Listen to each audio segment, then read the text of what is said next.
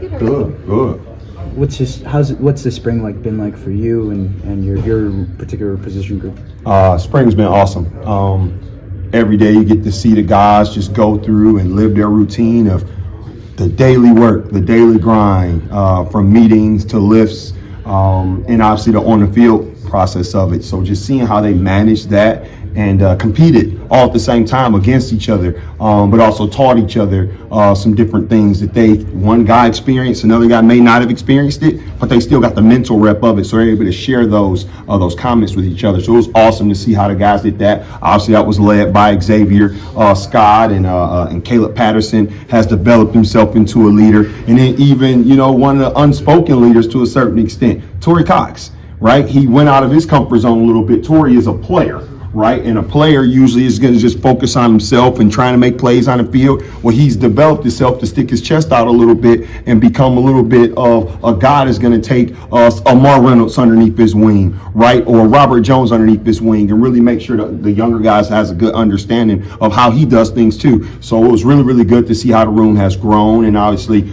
seeing players continue to get better. That's right there in that middle ground that you're expecting to have a good offseason from, like the Tanner Heckles, big step up for him, the Juice Clarks, big step up for him, and it all comes from the level of synergy you got in the room, you know what I mean? And just so seeing how those guys have produced and worked hard with each other, but ultimately competed to push each other, because they know, hey, Coach Parker's going to try and get a guy out there that he can depend on. And who is that? That guy's usually a guy that's going to do what we ask him to do away from the football field. So the guys did a solid job academically too to make me feel, and obviously the coaching staff feel very, very good way about them. Corey, can you walk us through the process with Ahen about not who you play, but maybe where you play them? And I'm thinking like guys like Tanner Heckel and Tyson Rooks, where you want to get them on the field, but where do we play them? Yeah, so I think the process ultimately starts with training each guy to just be a defensive back. Right, and what I mean by that is the mental capacity that it takes to do what we do.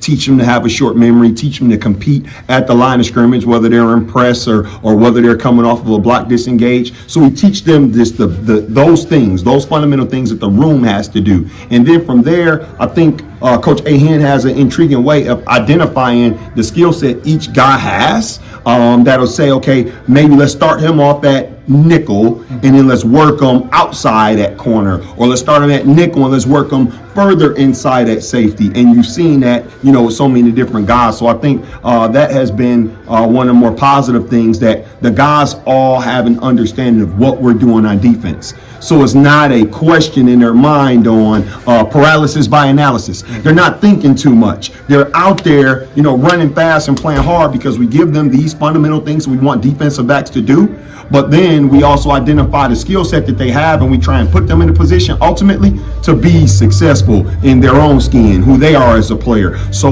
it's not just we're trying to put a square inside of a circle. We're trying to make sure each and every player has a clear opportunity and understanding of what we expect from them, what they should expect from us, and most of all, that's when you get the best out of those guys. So hopefully that answered that question, but that's how we started off. We give them a bare minimum of these are the things that a DB got to do. Whether you're corner, whether you're safety, whether you're boundary safety, whether you're free safety, whether you're nickel, these are the things you got to do. If you do these things well, you give the team a chance to win. And so when you teach it like that, whole part whole, now the guys got a clear understanding of really how do you fit in to what we're really trying to do ultimately as a defense. Coach, we keep hearing about Tanner Heckel every time we talk to one of the coaches, and we know he's a great athlete. Has he progressed from just knowing the position well enough where you would feel good about throwing him out on that island, say in a Big Ten game? So just as I just stated, right, it's all started with where he started per se. He was a nickel all last year. He started off inside. So he had to particularly learn what was going on with defensive run fits. He had to learn what was going on with the safeties. So now when you step outside as a corner, now you're empowered by information. You know what else is going on around you, so you can play so much faster. So he's not just using his natural speed and athleticism and gifts and explosiveness. He's actually using information in his head that tells him, hey, I can trigger fast on this route because I know where the nickel is going to be because I used to be that guy. So you take a guy that's smart and that wants to continuously grow as a player, but you also take his skill set, you put those things together because you're teaching them whole. You're teaching them how to be a DB and not just a corner or not just a nickel. We're trying to give these guys as much market availability as possible. If the NFL ever comes a calling, now when they come and take a look at our defensive backs, they can see, wow, Xavier Scott can play corner, nickel, safety. Tanner Heckman can play corner, nickel, safety. We want all the guys to be able to show how many skills that they have because you can't control the picks that these teams have. They may have a really, really good corner, but they need a nickel. Well, it's your fault as a coach, as a program, if you can develop your guy to be the best DB no matter what. And that's what we want to have, the best DB no matter what the position is. All five positions. So we want a 5-spoke positional DB where he's got every single spoke in his wheel ready to go and he can get rolling as you need him. Given your role, I feel like I have to ask, with Tyler Strain entering the portal, from your purview, what was your, I guess, valuation of what led to that?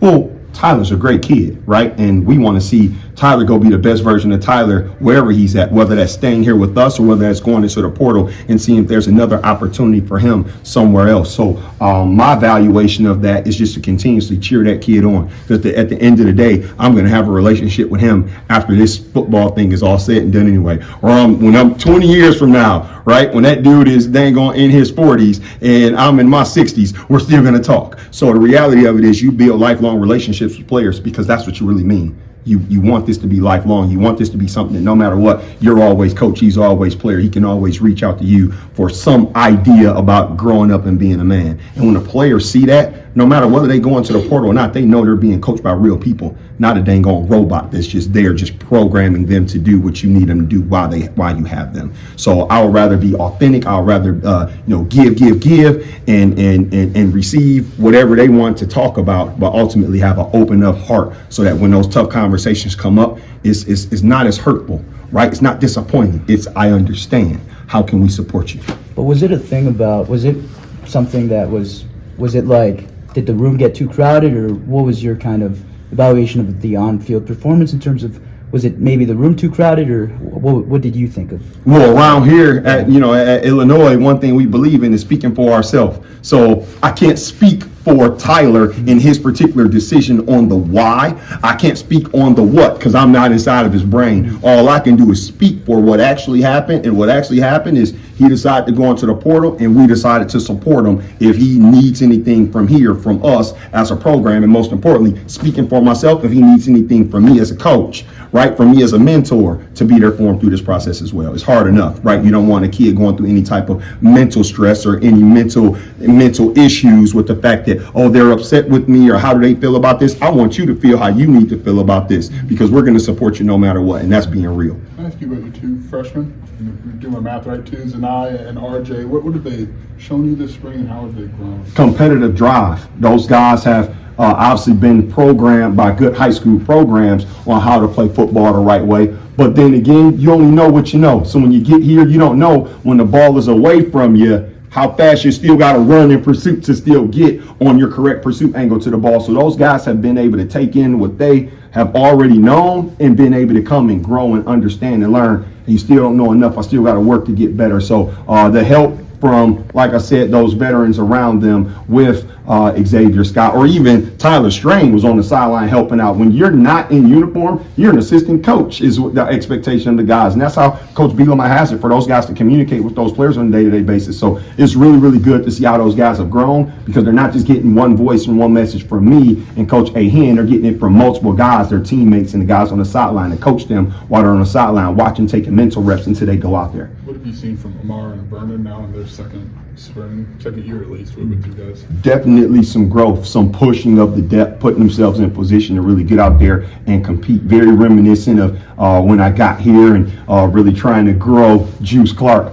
right? Really trying to grow Caleb Patterson. And those guys have now taken on prominent roles where they're now starters. They're now guys just in there too deep that you can really depend on. This group of guys now are trying to put themselves inside of that boat, saying, hey, coach, I'm dependable. And how you do that? By continuously practicing well, continuously doing stuff well off the field, but ultimately doing something on special teams too, so that can help our team win. Tyron did some things on the track a couple weeks ago that got some attention. Yes. What's your excitement level to get him here, and how do you see that speed maybe translate in game reps? Tremendously excited to get him here, and obviously I knew he had that type of explosiveness. You know, Dad and I always talk about that type of stuff. Tori and I talks about that type of stuff, and obviously Mom and his twin sister does as well. So we knew he had that in him. He's a high level competitor, and when you have that type of high level competitor and that type of speed, when those type of players come into your program, you've got to be ready to coach them right now because they're ready to learn. They're ready to get better. So really excited about the day one when he steps in here in June and seeing how he's going to come in and compete and push that depth again. Really get yourself some opportunity out there on the field, but ultimately let everybody in the room know, hey, I'm coming to play. I'm coming to participate. I'm coming to perform. So excited to see how Mr. Cox is going to come in and be the little brother trying to become a big brother very, very fast. Where's this current group at as far as the experience to be able to have a lot of pre-snap movement and stem the coverages, and kind of going back a few years before you were here, Yes, that sir. was kind of the group they had. But Yes. a bunch of NFL guys, they were to that point where Yes. they could do that kind of thing.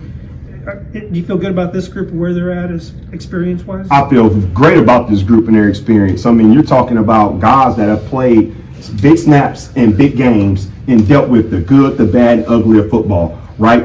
Coming in here after a loss, how does that feel? Those guys know how it feels. The celebration of the crowd rushing the field, they know how that feels, but they also know how it feels to communicate in a very loud stadium like at Penn State. They know how to communicate in a very large facility like Oregon. They know how to communicate and see and know where each other are going to be in bunch and cluster situations, so how to defend it. So they're almost thinking all the same, and they almost not necessarily assume, but they can project.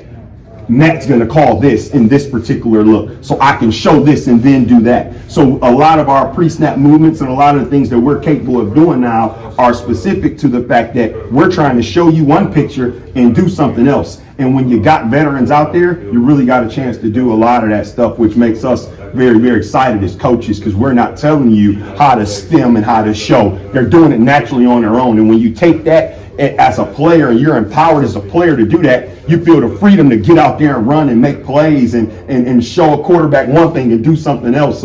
So we tried to do that with Coach Art and Luke, right, and Coach Barry this spring. Whether it worked or not, that's another story. That's a three good group of men. But we pressed them and we tried to make sure that our guys knew. Show those guys different pictures, because when somebody else shows them a different picture, they'll be ready for it, just because we did it at practice. And that's what the family is all about. That's what we do. Try and give each other some rigor so that no matter what, when we get to game day, they ain't seen nothing. They ain't seen that from us at practice before.